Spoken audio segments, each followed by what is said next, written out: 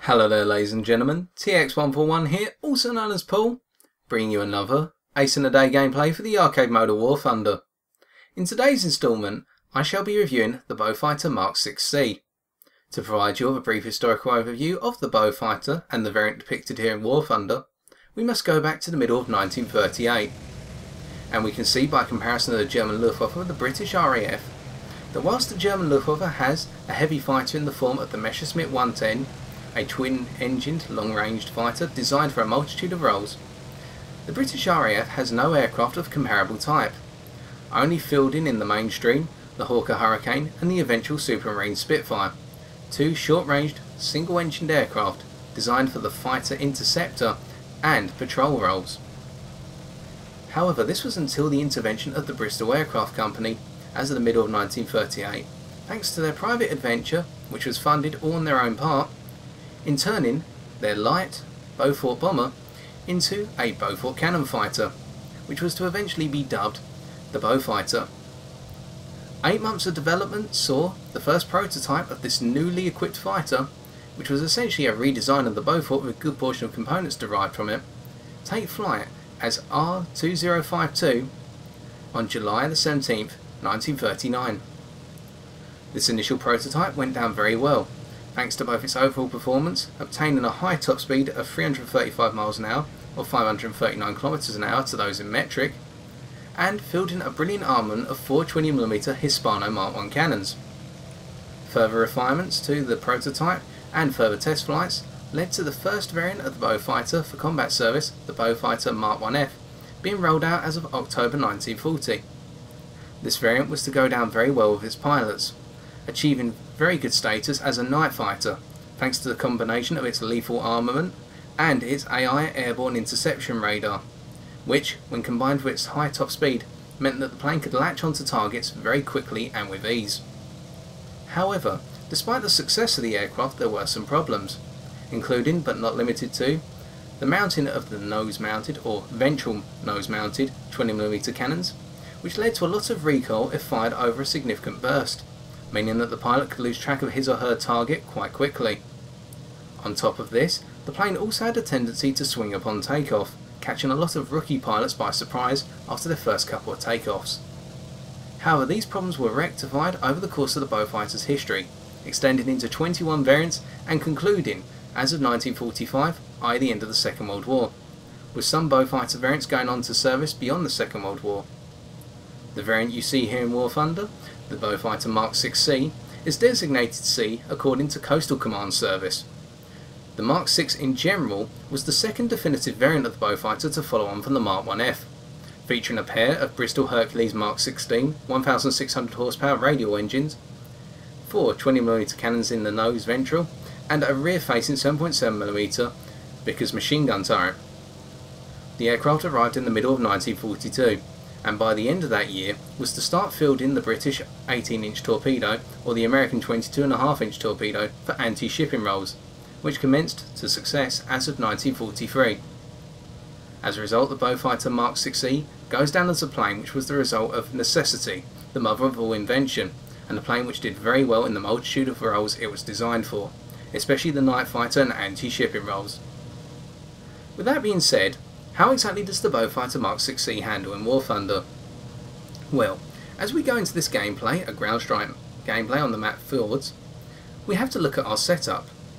Stealth ammunition for the 20mm cannons, which has its vices and virtues as we're about to discuss. The armour piercing rounds for the 7.7mm turret. 500m gun convergence thanks to the mounting of the armament, the forward facing armament, in the ventral under the nose. And a 1 hour fuel load because that is the lowest we can take. And we begin to discuss the armament setup in terms of the belts as we dive on an enemy Spitfire Mark 5B trop. As we can see, we quickly achieve a critical hit, and as the Spitfire breaks round to engage in a friendly SM-79, we loop round and try to chase them down accordingly. Yet, due to our lack of tracers in the stealth belt, and this is more of a personal grievance rather than an actual problem with the aircraft, it takes me quite a bit of time to get myself onto target, and fortunately just in time to save the friendly SM-79 from perhaps certain death. We then break round to see an enemy Beaufighter on the level and quite unaware of our presence, and so we maximise this and our high top speed and decent acceleration with altitude to latch onto their beam and attack them accordingly, opening fire at roughly 1 km and scoring hits as at 0.8 km, taking out the rear gunner. Further hits lead to a critical, and as I bring my accuracy to bear, we achieve our second kill. Now we can see from those 2 kills alone that whilst the stealth belts are highly effective, thanks to 3 and 4 of the rounds being high explosive and the final one being a practice shell, the lack of tracers means that on the whole, especially if you're inexperienced with belts lacking tracers, you might have difficulty in hitting your targets, as I normally do. This is the trade-off of course for the extra bit of firepower in that 5.17 kg burst mass per second. Additionally, we have also already pointed out the high speed and acceleration of the Beaufighter, despite the fact that it is a heavy fighter. Much like its historical counterpart, this plane can build up its speed to a point whereby it can be at 400 km an hour quite quickly and start to attack its targets with merciless vengeance. As we can see here, a Spitfire Mark IIB climbs up towards us, and whilst I cannot achieve a hit whatsoever, the Spitfire does not achieve the same as they're breaking their nose up towards me, and so I loop over and continue to climb away and essentially taunt them into a stall. Eventually the Spitfire Mark IIB has to level out to build up their energy once again, despite almost getting the shot on me, and it's at this point that I use my decent yet not very powerful rudder to bring my nose round onto target. But as we can see here, the Spitfire Mark IIB can actually outturn us, and so I have to break up and essentially perform what I believe is known as a yo-yo turn, or correct me if I'm wrong, to bring my guns onto bear of the Spitfire, who is essentially at a very low energy state much like myself. The Spitfire could of course broken away, but fortunately for us decides to stay and allow us to achieve our third kill. We then continue to break away with an enemy Hurricane coming after us, and it's at this point that we decide to use our overall armament as our strongest point when going up against a feeble foe. This is a Hurricane Mark I, and I took a risk here in not knowing which mark of the Hurricane it was, for if it was a Mark IIB they could have opened up with their rockets and concluded my life very easily. Yet it was not to be, allowing us to achieve our fourth kill, whilst absorbing a significant portion of 7.7mm rounds to our frontal and especially our engines, which are now smoking on both accounts. We notice an enemy P400 trying to chase down a friendly Junkers 87, and once again we are about to employ the decent top speed of the Beaufighter, already at 460 km an hour and building in a gentle dive, in order to intercept quite a fast foe. As I reviewed the P400, it is no slow plane. As we break onto the back of the P400, we can see that thanks to her level flying we can start to line up our shot, and at 0.65 km we score a hit on the pilot for our fifth kill, making us an ace. We then begin to loop over and realise that 2 enemy Typhoon Mark 1As are coming onto the back of us, and it's at this point that whilst the Typhoon has a much more superior climb rate than our own, we are able to use the fact that our centre of gravity is mounted very towards the centre, and our overall ability to almost force ourselves into a stall at a much lower speed than perhaps the Typhoon, to come around via a hammerhead and kill off not one but both of the Typhoons, achieving our 6th and 7th kills. We then pull the nose back up to build up our altitude once more to roughly 4,000 metres, and we see an enemy IL-4 coming out to spawn, at which point we decide to break after them, as they are the intended target for this plane, as the 420mm cannons will rip through the IL-4 without any hesitation. So we've already pointed out that the armament is very powerful in this aircraft. Its acceleration is good up to a high top speed, which, because of the high top speed, means that you can catch a lot of foes off guard. However, we also have the durability to go with this plane at a battle rating of 3.3, meaning that we can soak up low caliber fire from both 7.7 and 12.7 machine guns to an extent, and even some cannon fire over perhaps 1 or 2 succinct bursts, without too much compromise to the overall structure of the plane. Although I do not recommend being harassed by multiple cannon bursts, as this plane has a limited durability. With that being said, we therefore break onto the back of the IL-4, missing with the bulk of our first burst, but our second burst makes onto target for our 8th kill. We then begin to break down to attack an enemy Spitfire, which seems rather oblivious to our presence, and perhaps even just climbing up to build their altitude, and not in an energy state to dodge my incoming violence. As we come onto the back of them, we build up our speed to roughly 550 km an hour. And our second burst allows us to dispatch them for our 9th kill. We go into a reload at this point with only 53 rounds left, and the fact that you have 960 cannon rounds means that you've got a lot of ammo to spare, making reloads infrequent so long as you manage your cannons to an extent. As we break up and essentially buy ourselves some time for our extended reload, we have to now consider how the strengths of the Beaufighter come into play with the gameplay depicted here.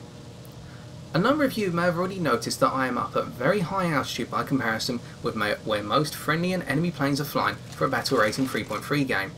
I am up usually between 3,500 to 5,000 metres altitude, an altitude range which is not common and only really specified for fighters of the higher altitude design and bombers. Yet the Beaufighter Mark 6 fits in here perfectly. And as we dive down on enemy lag free, we're going to explain that with our double ace in the bag. The Beaufighter needs space to play well. You need to essentially give it the room to build up its speed, its energy, and put itself into a position whereby it can be effective.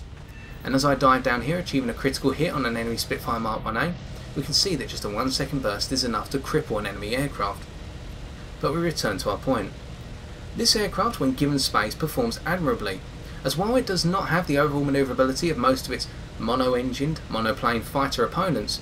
it can in essence build up its speed to the point where it's able to turn with them. And the turn circle of the Beaufighter, if you build your speed up to roughly 400 to 500 km an hour, is comparable to a plane such as the Yakovlev Yak-7B. However, below a speed of 320 km an hour, this plane becomes incredibly heavy and sluggish in its overall manoeuvrability. As we can see here, however, quite the converse is true.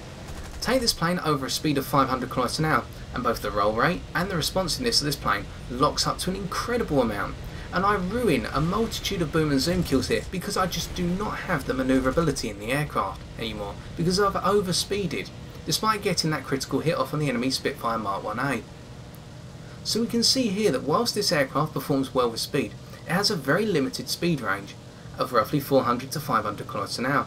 On top of this, you also have to consider that the altitude performance of this aircraft is usually limited somewhere between 3,500 metres altitude and onwards. Having taken this plane up to 7,000 metres altitude, the performance seems to be consistent as soon as you hit that 3,500 metre benchmark. Yet with that being said, let us take a look at some post-game stats.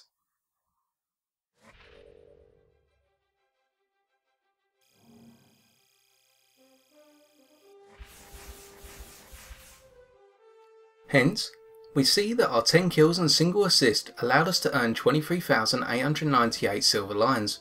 On top of this, we had 1,663 research points, with 665 RP going towards our research on the Spitfire LF Mark 9. We conclude this review of the Beaufighter Mark 6C by realising that it is an aircraft which needs space to perform admirably, and I must reiterate this point one last time.